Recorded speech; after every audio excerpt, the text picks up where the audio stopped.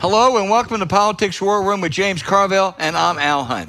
This week our guest is Olympic gold medalist, author, and former NBA player and United States Senator from New Jersey, Bill Bradley. Remember, we love taking your questions, so write into politicswarroom@gmail.com or send a tweet to @Politicon for next week's show. We'll get to as many as we can, but don't forget to tell us where you're from.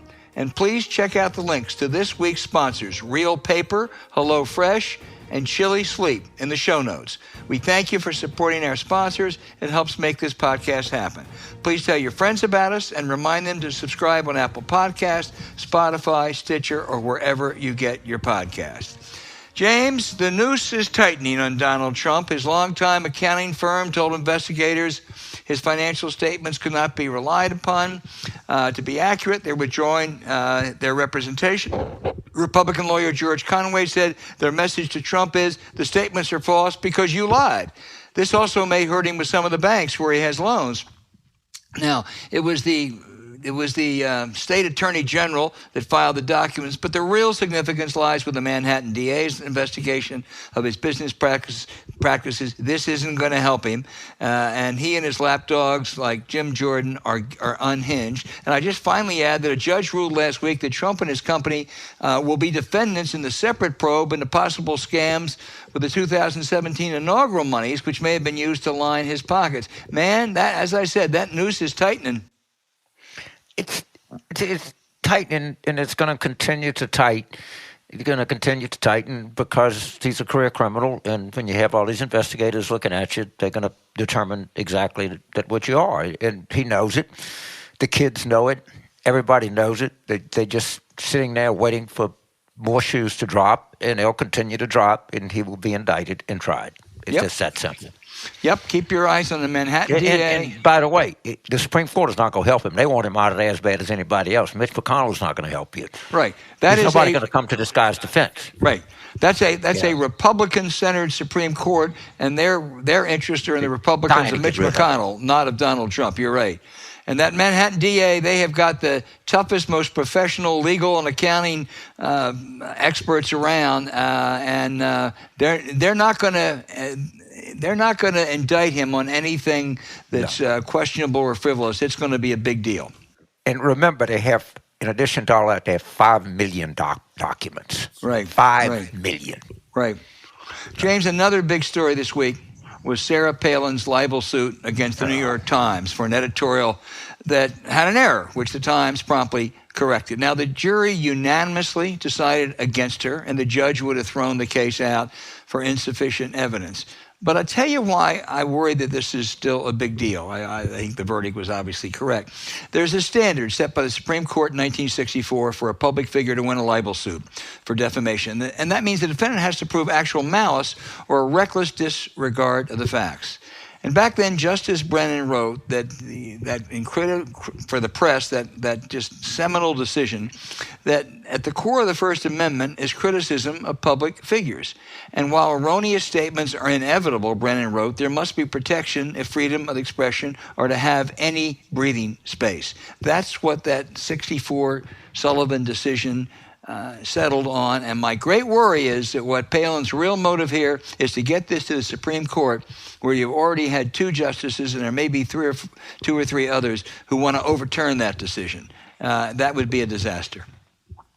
Well, if anything, it proved how conscientious the Times was, particularly James Bennett. I knew James from my time in Israel. He was actually a Times reporter, was covering Israel. I had dinner with him a couple of times, obviously friendly with his brother, Senator Michael Bennett, who I endorsed for president. And the guy's just had a miserable couple of years, I'm not sure for good reason. And if anything, actual malice, they were just devastated that they got the fact wrong and corrected it immediately. Yep. I mean, who funded that lawsuit? I mean, because they wasted a lot of money on counsel, on filings, on trials, on witnesses, and God knows what not. And I mean, and it's very seldom you have this where the judge and the jury publicly come to the same conclusion. I mean, it was not even a close call here. I hope somebody writes a book on what was the thinking behind this, but then when you have Sarah Palin thinking, maybe there was none. That's the I think it may be more nefarious. I think it's a bunch of right wingers who want to get it to the, as I say, to the Supreme Court. And if they do get to the Supreme Court and they overturn Sullivan, which I pray will not happen, but I will tell you who ought to be really worried if that's the case, even though they may cheer it on, and that's Fox News. If they change the standards for libel, Tucker Carlson, baby, you better move to Hungary permanently, because it'll really affect them. And the other point I make, James, is they yell about fake news. Well, I talked to Bob Sack, who's probably the greatest libel lawyer in America. He's on the Second Circuit Court of Appeals now, retired judge. He was the Wall Street Journal's counsel for years. He said that's crazy. Any news story that is disseminated with the intent of fooling the recipient is actionable. Fake news, you can sue for libel, anytime you want if it's really fake news. But it's become a crusade for the right wing, and they may regret it. I would not put it past this court if 5 members overturned Times v. Sullivan and gave a carve-out to Fox News. Yeah. I don't know how they could do it, but they would think of some way. Well, they'd have to. I guarantee you Alito and Thomas and Gorsuch would do that in a heartbeat. And they'd have to find a few other carve-outs, too, but they could probably, if they make one, they can find a couple more. Yeah, they're working overtime trying to think of something. Okay.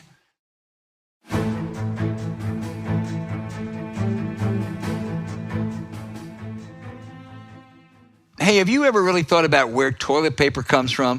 For the most part, it's coming from North American old-growth forest. And every day, we're cutting down thousands of trees to make something that we use one time before throwing or flushing it away. Fortunately, Real Paper uses fast-growing bamboo in their paper products instead of virgin tree fibers from our forest. And just like the grass on your lawn, bamboo regrows over and over, so it can harvest it from the same plant over and over instead of from cutting down trees. Now, James, you got to like that. I love this, and you can feel that, just given the amount of environmental damage that traditional paper products cause, I guarantee you they got people in the lab and they're thinking about all kinds of things that they can come up with this, because it's a hell of a product, let me tell you. And there's like, who was the guy that used to tell? He died tragically young. He was really funny in John Tennant, something like that. And was a really funny, and he said there's one thing you don't compromise on, and that's toilet paper. Price does not matter. Well, they actually have a good price, and it's better than non-compromise, and it's a hell of a product that's going to do nothing but expand. It is. It's great quality. This guy's name was John Pinette, Pinette, and he was funny. He was an overweight guy, and he would do food and fat jokes that just make you, I'm sure it's politically incorrect, but you just laugh so hard you roll out of your chair. Well, Real Paper is available in easy, hassle-free subscriptions or for one-time purchases on their website. All orders are conveniently delivered to your door in 100% recyclable, plastic-free packaging, even the tape on the box. Now, if you head to realpaper.com/warroom, it's realpaper.com/warroom, and sign up for a subscription using our code WARROOM at checkout, you'll automatically get 30% off your first order. That's realpaper.com/warroom, or enter the promo code WARROOM to get 30% off your first order. Real Paper is toilet paper and paper towels that change lives.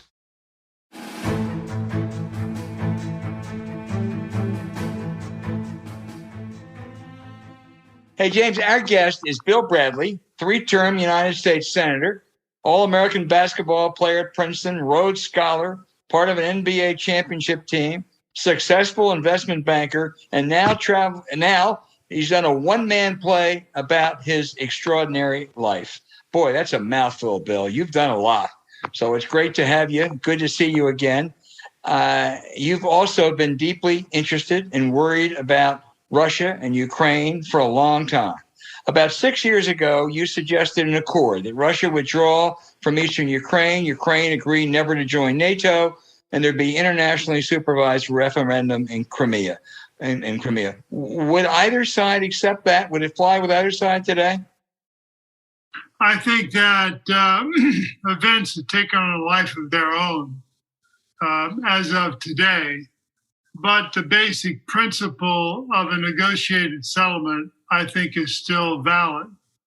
And if I were going to pick the ideal example, it would be the Austrian State Treaty of 1955, when at the height of the Cold War, the Soviet Union and the United States negotiated to pull out of Austria, with Austria becoming an independent country and a neutral country. And I think that would be very interesting as a possible option if we can avoid the catastrophe that potentially awaits us if there's an invasion. Well, we agree that it would be a catastrophe, and you have been very critical of American policy over recent decades on Russia, ever really since the end of the Soviet Union. But isn't Putin really acting like the worst of those brutal Soviet dictators? I mean, not just what he's threatening to do now, but internally with Navalny and everything. Can you have the same kind of optimism about dealing with Russia today with Putin that you might have had, say, 20 or 25 years ago? No, I think a lot of things have happened in the last 20 years, some of which have been precipitated by our actions, and many of which have been precipitated by Putin's actions. I think that we have to be very clear about who we're dealing with.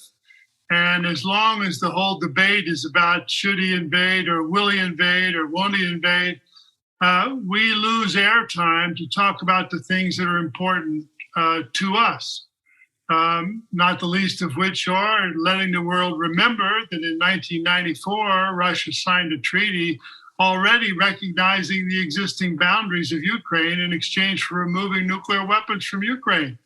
They violated that. And then reminding people about the assassinations in England of agents that Putin didn't like, and the whole Navalny thing. We have a lot of things that we can be talking about that we're not talking about if the only thing we're talking about is will he invade or will he not invade? And the question is how you put this genie back in the bottle. And I do not think that we can put the genie back in the bottle by simply waiting to see what he's going to do, but we ought to be proactive on a negotiating front. I was very interested to see what the president of Ukraine said 2 days ago when he suggested, well, maybe Ukraine would be neutral, would not be a member of NATO. Well, that's a negotiation. The Austrian State Treaty took 17 years to negotiate, but it came out all right, and there was not a war, and it was a neutral country. And it seems to me that that's what we want. I think in Ukraine, the thing that I'm concerned about is if the president is indeed interested in a neutral country. The question is, how do you negotiate that? And how do you avoid the far right in Ukraine from trying to depose the existing president? So it's a very complicated issue. But the question is, unless you're willing to put things on the table, then you're not going to get a solution to this. Bill, if that doesn't work, if they don't put things on the table and there is an invasion of some order, how does it play out? Well, it doesn't play out good for Ukraine because the United States is not going to go to, as the president has said directly, will not intervene militarily. The Europeans aren't going to intervene militarily. You're going to have some low-grade insurgency that they may be supplying weapons, they may not. It will be a disaster. It'll be a giant refugee crisis, people pouring over into Poland, Hungary, and it, in my view, would be a humanitarian disaster. Now, I don't think it's such a great idea for Russia, because I think in the end, Russia will not be able to swallow the country in anywhere near its current form. James. So Senator, let's assume a recently elected Sherry Beasley, Val Demings, Connor Lamb, Tim Ryan, if they're likely to do it, they're getting ready to be young United States Census, and they come in and pay you a visit. and they say, Senator Bradley, you were a young senator once. How should I look at the world that we face with now, which is obviously a lot different world than a younger Senator Bradley faced when he entered the Senate? What would you just tell them they should concentrate on or look out for? Just a general overview of your counsel to them would be. I would say that over the last 20 years, the forces of authoritarianism have increased in strength in the world, from Xi Jinping to Putin to Orban to Erdogan, and the forces of democracy must not retreat. But the question is, democracy should be something that is set as an example of how we think we should live our life. So we need to perfect our democracy here at home and not fight wars abroad to force democracy on countries that may or may not want it. So I think that we have to look at it with a little more humility, unlike the last 20 years where there's been far from humility. There's been a kind of messianic approach to democracy. Enforce it.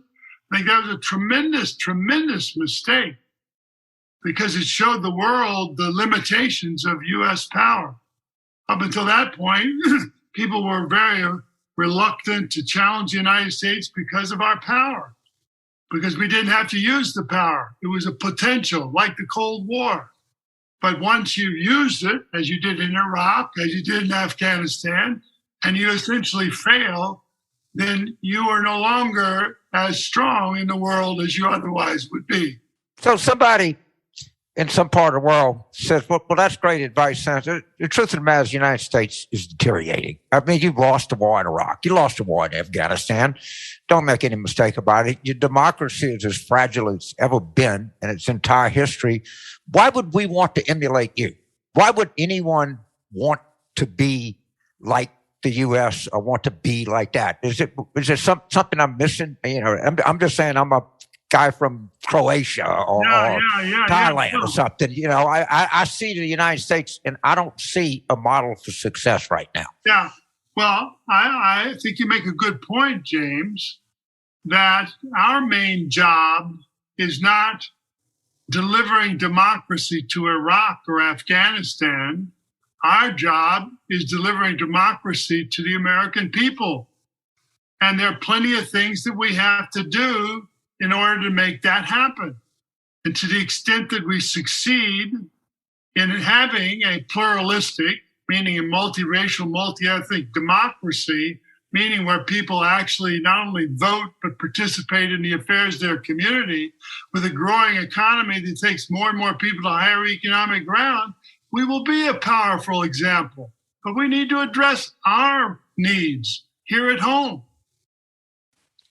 Well, we're all of the same generation here, and I just can't help but look back, and I share this with my students.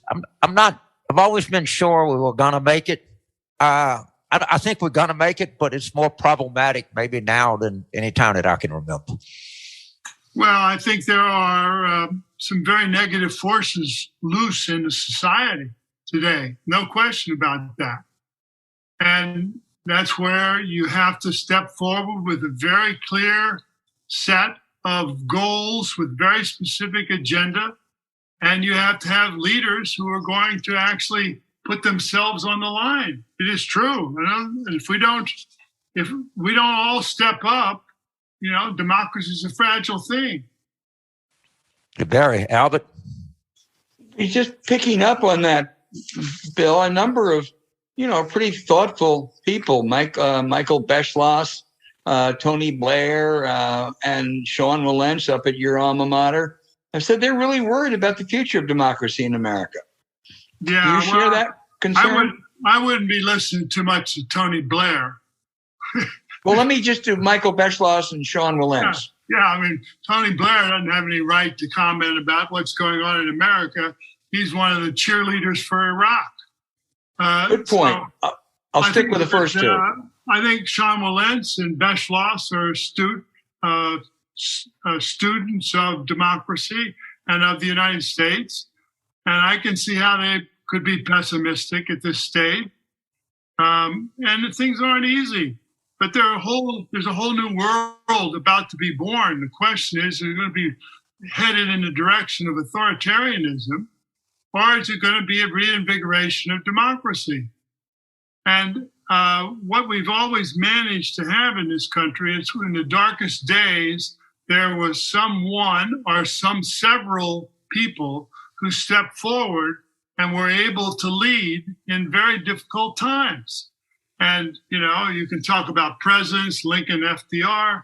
You can talk about, entrepreneurs and people who changed the world by their innovation. So I think that we don't know what the world is going to look like a couple of years from now. We do know that we're in a very difficult political environment where we have democracy endangered by virtue of suppression of the vote, by virtue of social media that's way out of control in terms of exacerbating divisions in society, and in terms of an apparent paralysis between the two parties. But, it's like that until it's not. And right now it's like that, and it's unfortunate. But I'd focus on something pretty easy, the Electoral Act of 1887. What happens on Election Day? How do you count the votes? And to me, that offers a possibility of bipartisan cooperation. And when that happens, who knows what will happen next? Bill, let me switch subjects to something different about you. What was it like, and what kind of reception are you getting for being last month the star of Broadway in your one-man play about your life? Before that, you traveled around the country. Tell us what it was like, and what kind of reaction. Oh, well, I'm having the time of my life. I love it. I mean, I say, I worked on it for 4 years in order to perform it for 4 nights. And thank God we filmed it. We had 4 cameras going each night, and we'll have a film by the probably early summer. But it was a wonderful experience, It gave me a chance to have my say. And I would travel around the country. I'd go to fill theaters in Salt Lake City or San Diego, or been to Chicago a couple of times, and down in Texas. And I'd tell the local theater, tell your subscriber list, they want to hear me read this, because I hadn't memorized it at that point. I have them come. And so there'd be 50 people, 100 people. I'd do it and then say, what do you think? And they'd make their suggestions, and I'd take my notes, and then I'd make changes. And that's the way it evolved over a period of time. And then COVID hit, and actually COVID was a blessing because it forced me to go deeper into the material. And I think that it's a better show because of that. And then I had a friend that said, so you think I got to memorize this? He said, you certainly do have to memorize it. So I walked around Central Park memorizing this, saying, thank God I had a mask on because people thought I was speaking to myself. And the result was the 4 performances at the end of November and early December. What was harder, memorizing that or training to be a great basketball player? Very similar. Took the same kind of discipline. 25 shots in a row versus walking around the park saying, well, I got a third of it now, and I got a half of it now, I got 3/4 of it. Probably over a 14-month period, I probably did it every day except maybe 7 or 8 days. Yeah. Well, let me ask you one more, and then turn it back to James. I didn't mention this. I could begin right now. I could do the show for you right now, Al. You want to start on the Tax Reform Act of 1980? No. I didn't mention this, but you also. Here's the way it starts.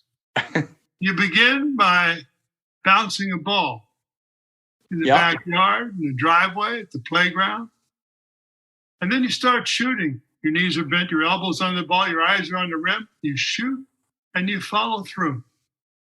How simple the basic act is. I don't know when my interest turned to passion, but I was very young. So there you are. You have the opening. That's great. All right. I can't wait to see the film. Let me ask you a final question. I didn't mention this, but in addition to everything else, you were an Olympic champion. As you watch or see these Beijing Olympics mired in controversy and politics, your thoughts on this and the Olympics today?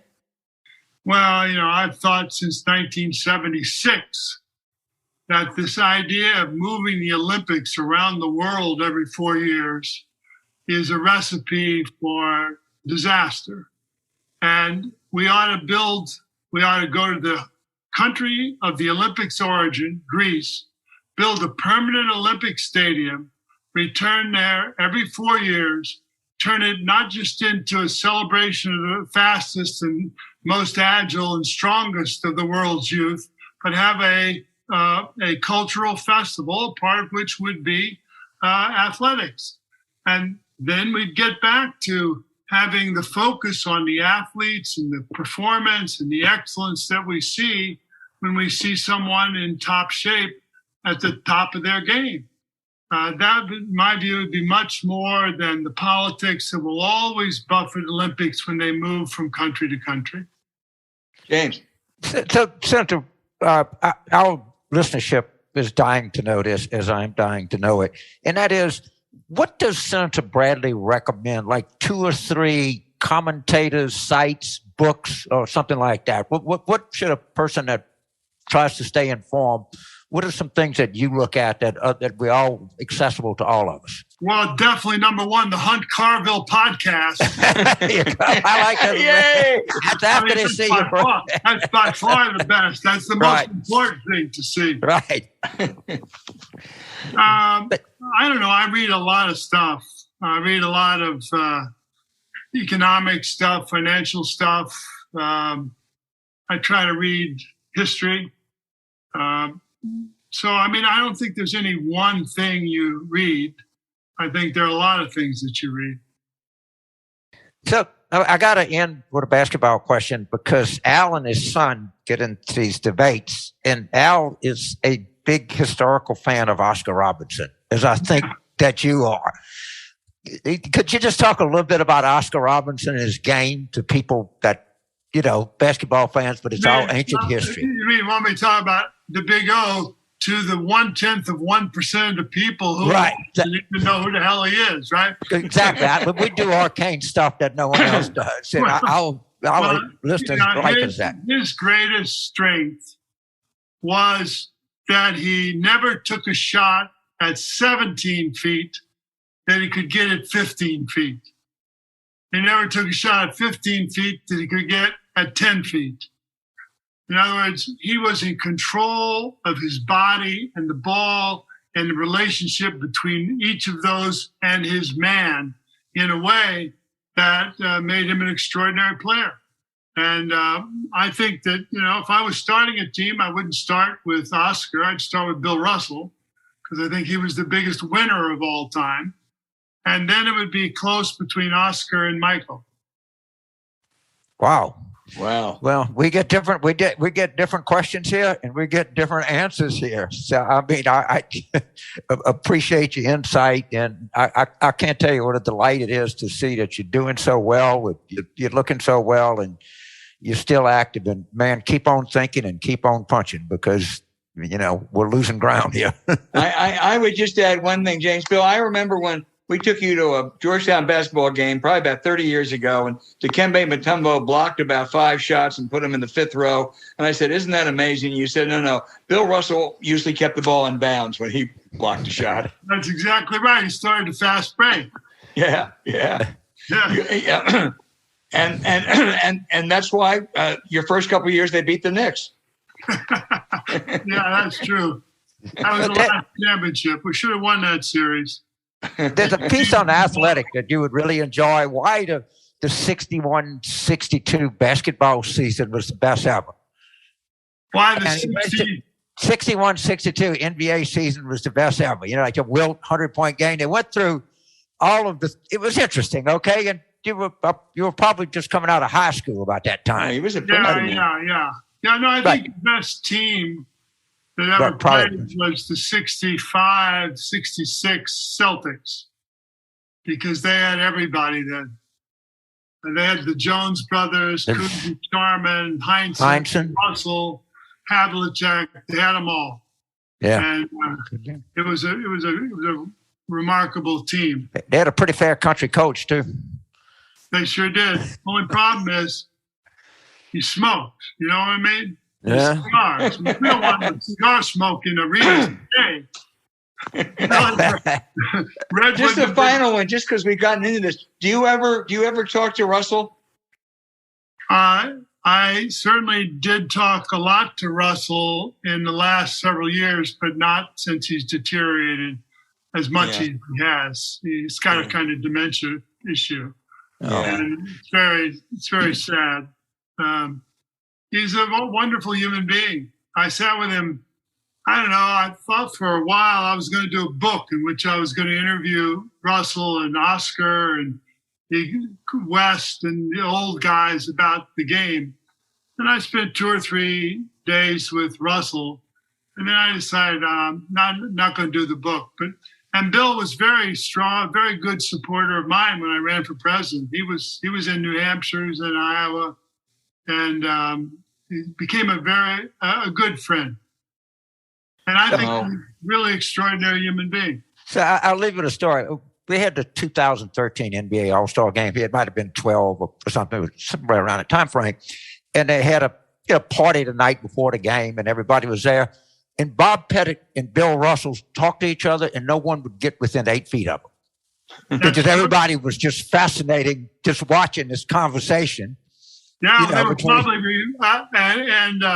Pettit was probably replaying the 57 championship that the Hawks won, and Russell was replaying the championship the year later that they beat them.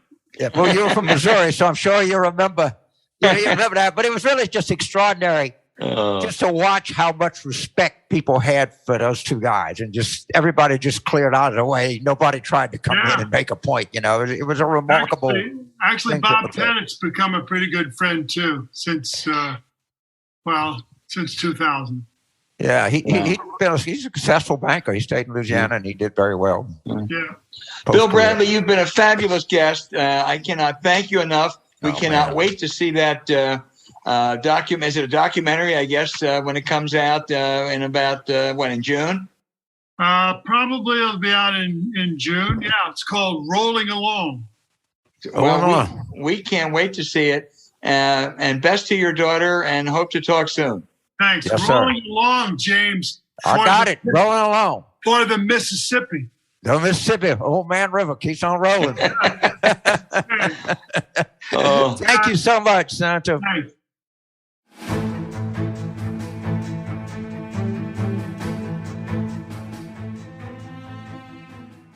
Hey, up your game when it comes to nutrition, finances, and your health with HelloFresh, where you get farm fresh, pre-portioned ingredients and seasonal recipes delivered right to your doorstep.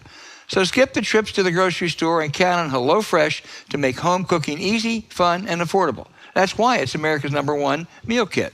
HelloFresh has fit and wholesome recipes for satisfying and nutritious meals that you can feel good about, with 6 recipes per week to choose from, including low-calorie and carb-conscious options. You can warm yourself up from the inside out with limited-time recipes inspired by cozy classics from around the world, like beef tenderloin and cheese fondue, or miso, sesame shrimp, and bacon ramen.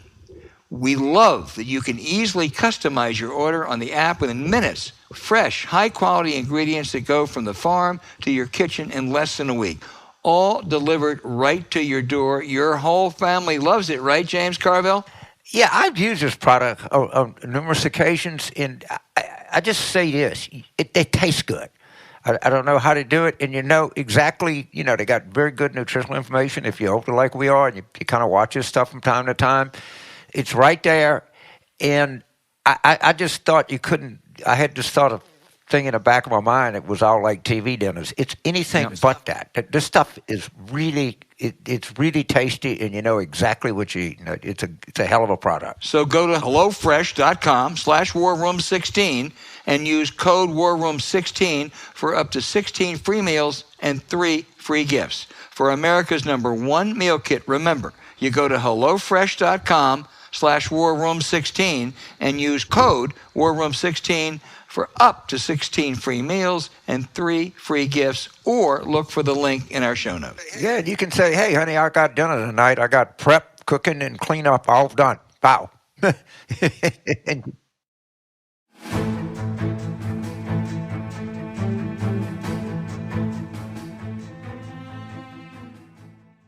All right, James, let's start off with our listeners today with Howard in Ottawa, Ontario. He knows that you've said on a few occasions that your political wet dream is a credentials fight at the Republican convention. It sounds like a dream that I would enjoy. Could you please explain what a credentials fight is and how it would come to be?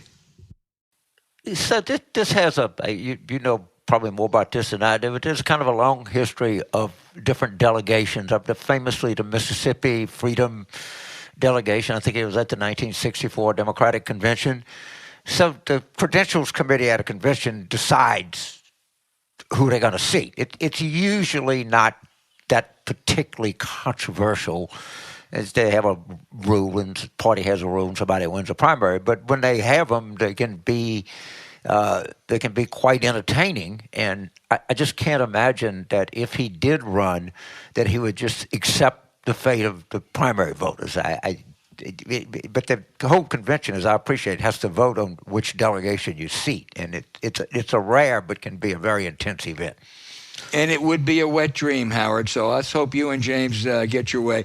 Ted in Taos, New Mexico, said he heard there's a plot to change the election result. The plan even had a name, the Green Bay Sweep. Peter Navarro proudly wrote about it in his book. Will we hear more about the Green Bay Sweep? A couple things, Ted.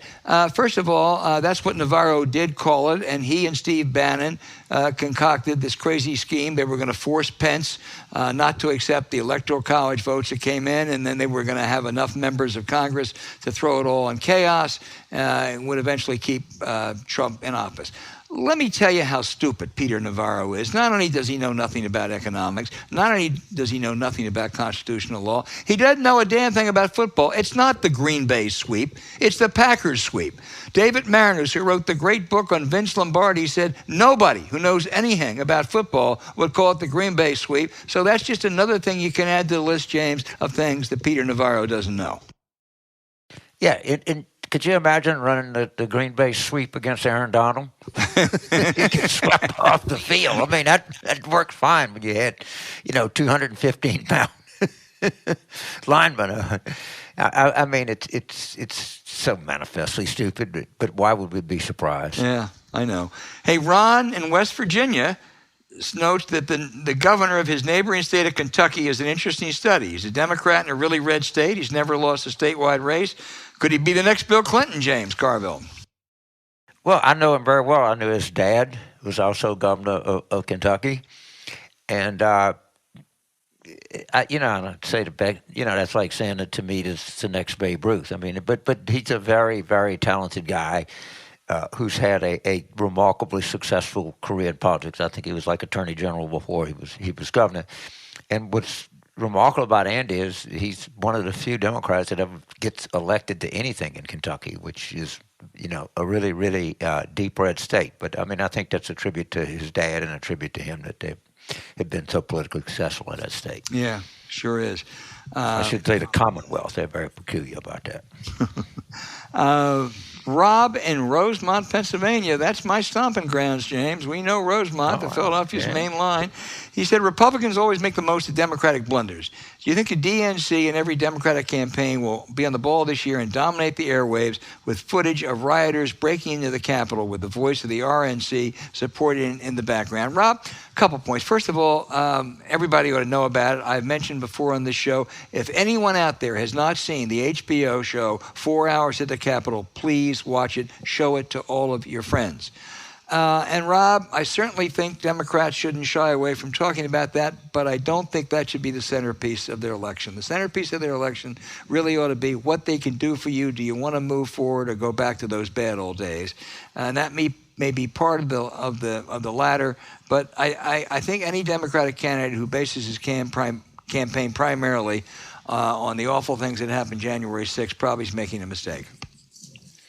Well, I would add to that, the hearings that the January 6th Commission are going to have, I have two words: strap in. All right, let's see where this goes. I have a feeling it's going to go in some really compelling narrative and some really compelling facts that we're going to find. We're not sufficiently appraised of everything that happened on January 6th, and the facts are starting to develop, and we should allow them to continue to develop. And I think they'll develop in a way that will be gripping and horrifying to 56% of this country. Yeah, I concur. Ann, who is from the suburbs or outside of Milwaukee, Wisconsin, she wants to ask you, James, why don't Democrats talk about the wins? What are the leading projects from our Democratic presidents that have impacted our lives directly? Clinton, Obama, Biden. Well, first of all, right now, I love Wisconsin. It probably has more hard to pronounce place names as any state in the country. Yeah. Those wild counties outside of Milwaukee, I still can't pronounce it. Well, she's actually from what I think is Mekon, M-E-Q-U-O-N, but somebody will write it and say, boy, Hunt, you screwed that one up. But go ahead. Yeah. I fumble a lot of names in Wisconsin. They have a lot of French names, they have Native American names, and they pay great tribute to their history.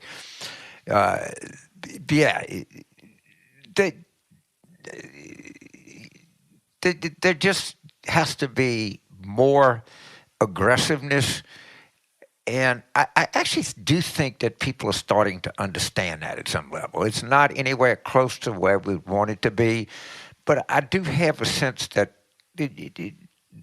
there's a real discussions going on as how to be more effective at getting this across. Yeah. And I can't tell you that right now we're particularly good at it, but at least most people know we're not that good at it, and that's the first step to make things better. Well, to follow up on that, Don in Rush, New York, asked that the president signed the Infrastructure and Jobs Act months ago. What's the status now? Has any real work started?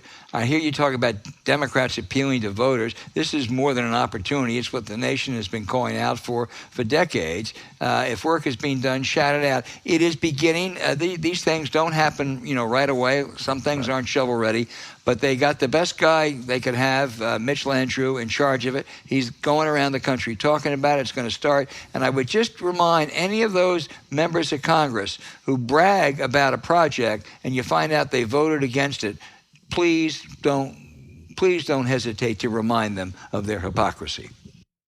Yeah, it takes, if you just one project, build one bridge, you have to have environmental impact study. You have to have engineering. You got to, it takes a lot to start pouring concrete. But again, we're starting. And people know we're starting, and we got to remind people of what's coming their way. And there's a lot of good stuff coming in this. Now, you're not going to see it now. You're not going to see it, next year, but you're going to see it in the foreseeable future. Okay, James, our final one. You want to talk about one right down the middle of the plate for you. I mean, are you ready? This is really, this is from Andrew in Jacksonville, Florida. And he wants to ask Mr. Carville. He calls you Mr. Carville, shows a lot of respect there, with all his considerable knowledge and experience in Louisiana politics, for his advice on the best books on Louisiana politics, as well as his take on former Governor Edwin Edwards. I still think the best book on Louisiana politics, but the Pulitzer Prize winning Huey Long biography about T.R. Williams, is probably the seminal respected book. There's a book which is a collection of New Yorker essays by the great A.J. Liebling called The Earl of Louisiana. Yeah. And Earl Long is maybe, Liebling called the best off-the-cuff humorist since Mark Twain, which is pretty high praise.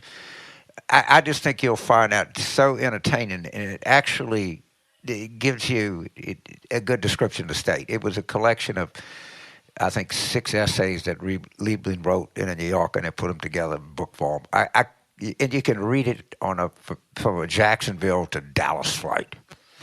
It's that readable and that accessible. Okay, James, we know you know Louisiana. but now I'm going to really, really test your knowledge. We know that this week, February 14th, was celebrated for being Valentine's Day, the Day of Lovers. What's the most important thing to celebrate for February the 16th? I don't know. Iwo Jima, wasn't that in February of 45? James, you're disappointed. February 16th is the birthday of Vanessa, who makes this show happen every week. Oh, she how could I be so clueless and stupid?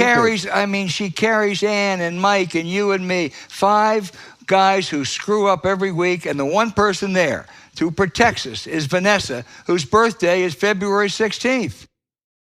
Wow, happy birthday. The Rock of Gibraltar, the way we keep going. Whatever, the great Vanessa. Happy birthday. Happy birthday, Vanessa. Not everybody has a 30th birthday, huh? Can celebrate it, but have at it, gal.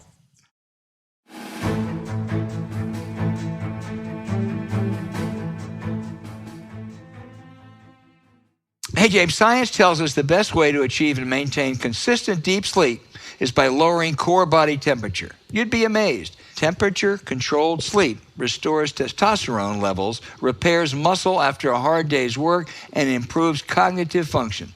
So you always start your day feeling sharp and alert. And sleeping cool is good for everyone, particularly us old guys, James. Yeah, look, the biggest determinative factor in the way that most people feel during the day is how they slept at night. This is scientifically proven stuff. Cooler temperatures make you sleep better, make you fall asleep faster, make you stay asleep longer.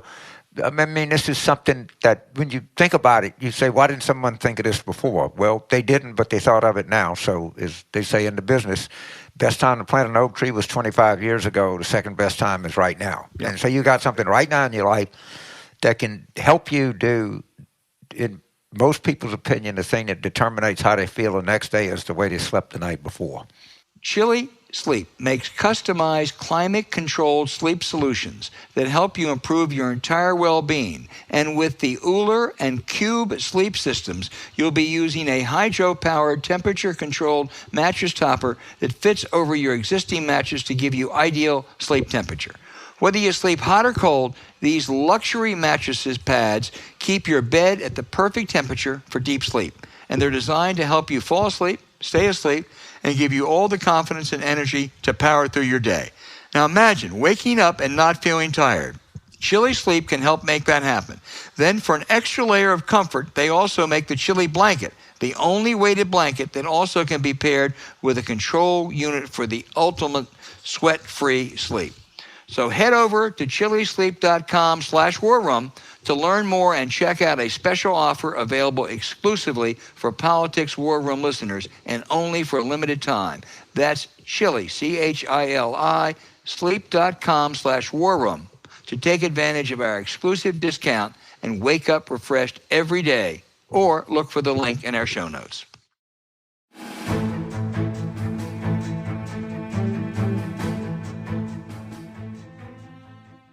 Okay, now for what usually is our outrage of the week. Instead, I want to pay tribute to a dear friend and a dear friend and frequent guest on this program, Walter Dellinger, who passed away this week. Walter was as engaging a man as I have ever known, a constitutional scholar, but someone far more than that. He held all kinds of important posts, but he was witty, he was smart, he was insightful, and he and James Carville established this great relationship. The only thing they had in common is that they both have law degrees and they both were incredibly smart, and whatever differences they had, they papered over because they just were enamored with each other, as we all were with Walter Dellinger. He was on this show just, I think, several weeks ago, James, and he will be missed. He was a great American citizen. He was a staggeringly insightful person. I mean, it wasn't just that he was the dean of the Duke Law School. He was the Solicitor General. He was the head of the Office of Legal Counsel. His wife, who passed away for him, was from New Orleans. He just loved her to death. He took very good care of her. Walter's son is going on to be the pride of his life, is a highly senior person at the United States Department of Justice. And Walter had a deep commitment to civil rights, to women's rights. That actually taught at Ole Miss Law School when he was a young lawyer, worked in the Delta. And I'm going to, in honor of Walter, what he did not do, he didn't like credentialed fools. He really had a sharp eye for that. And maybe the most credentialed fool in the United States is Jonathan Turley, who you see on TV from GW. He's actually a tenured law professor and is supposed to have some working knowledge of history. And in order to suck up to Fox viewers, he said, well, if Martin Luther King would have been in Ottawa, he would have been arrested. He's too goddamn stupid to know that he was arrested in Birmingham. The guy needs to go back to school. He needs Walter to, somebody like Walter Dellinger to school him in the fine arts of American history. Well, we all will miss being schooled by Walter Dellinger. He left so many, there's such a legacy. There are so many people who were on Twitter today saying, God, what he meant to me. He was my mentor. He was my friend. And he always did it with a great deal of charm.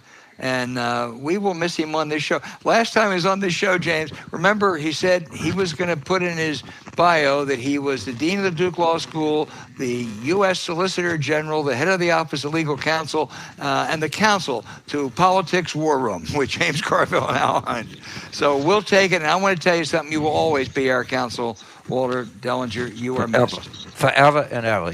And not just here, in every corner of this country, you were a truly loved man, and a great patriot. Yeah, he really was. Just very, very, very, very upsetting. But what a privilege to have that guy for a friend. Jesus.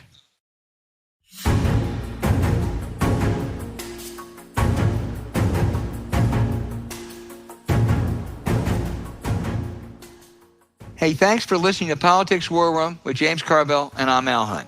Don't forget to send your questions for us by email to politicswarroom@gmail.com or tweet them for next week's show at Politicon.